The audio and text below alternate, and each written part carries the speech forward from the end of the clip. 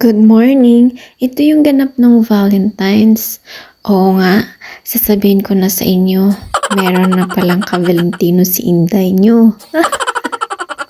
Charot! So, ayun nga, nagpabook siya ng restaurant. Wala kasing ibang available. Kaya dito na lang muna kami.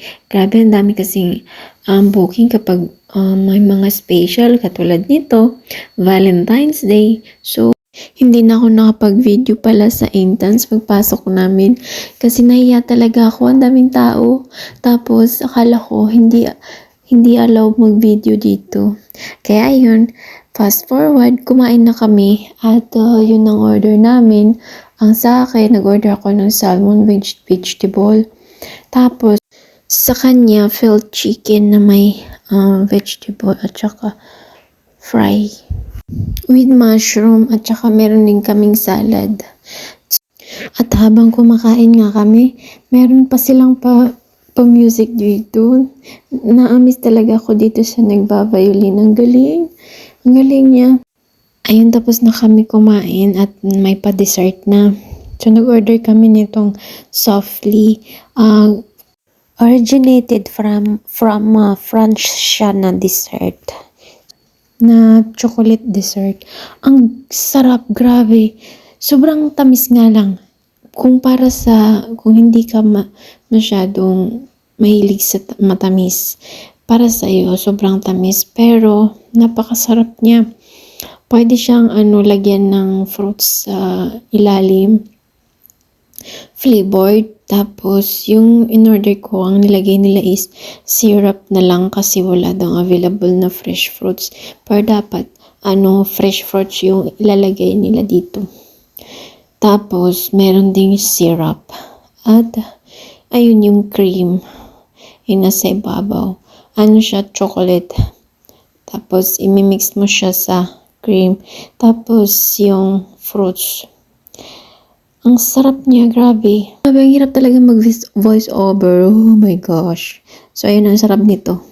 Grabe. Hindi ako makapaniwala. gusto ko nga sanang mag-order ulit kaso lang. Hindi pwede kumain ng maraming sweet. So, next time na lang. At kinukulit ko nga yung isa. Kasi, ayaw niyo kumain. Tapos, sabi ko, kumain ka, kailangan dalawa tayo magpaka-sweet, Cherry. What is this? Softly? Souffle.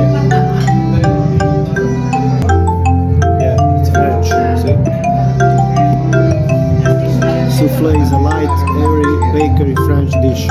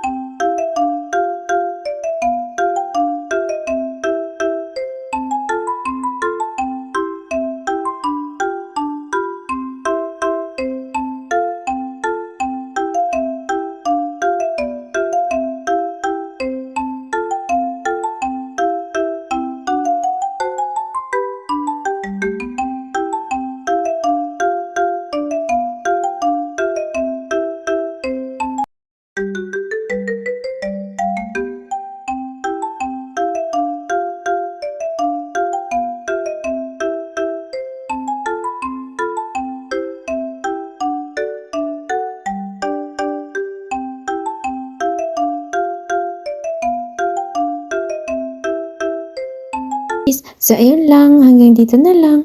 Bye!